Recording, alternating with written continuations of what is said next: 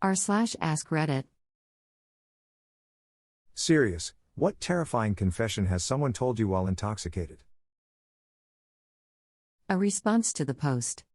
Freshman year of college, among all the new friends I made that year, there was one guy who was always a goofball. Very laid back, casual, down for whatever. The biggest red flag we got from him was that whenever people were drinking and hanging out, he would always essentially black out. He drank way too much and would kind of spaghetti noodle his way around the party. While also intoxicated, after the party had winded down one night, a few people and I asked him why he always goes so damn hard. While drooping his head a ton, sloshing around, and slurring everything, he told us about how a few months ago, the summer before college started, his best friend called him. They lived in a small town by the beach, and his friend asked him to come meet him to watch the sunset by the water. He biked over there, sat down, and they talked for a while. Everything seemed fine. Then his friend took out a pistol and shot himself in the head, killing himself instantly. Apparently my friend had to call the police while covered in blood, brains, and skull fragments, just totally in shock. And then a few weeks later he went off to college a few states away, still in shock and unable to sleep or focus on anything.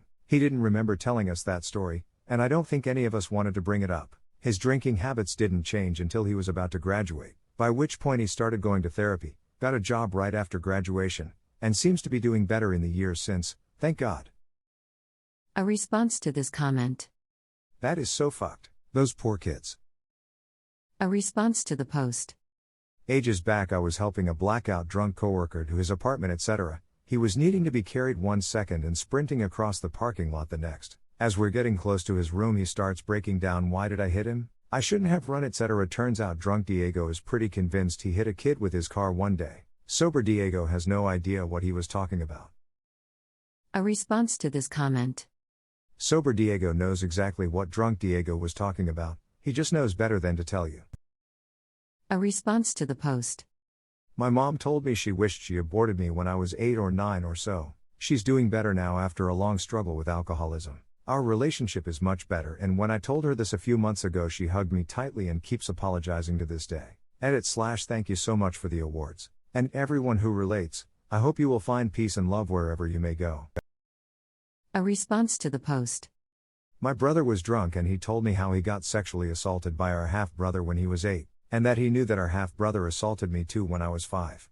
I hadn't ever told my brother about my situation, so I was in shock. A response to this comment.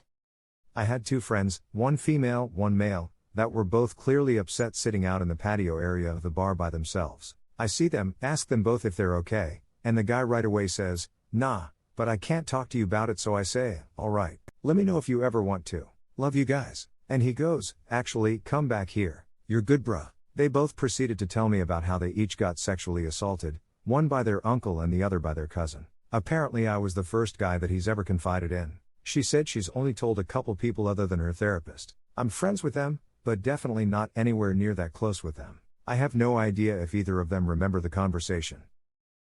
A response to the post. My uncle said that my grandfather wasn't exactly a caring/loving father because of working in the coal mines. He said my pap was terrified every day because he didn't know if he was coming home or not cause he'd hear the mountains above him crack. A response to this comment. The mines are fucked. My grandpa and his brothers were the first generation in the family not to go down the pits. His father and grandfather both lost their lives in mining accidents.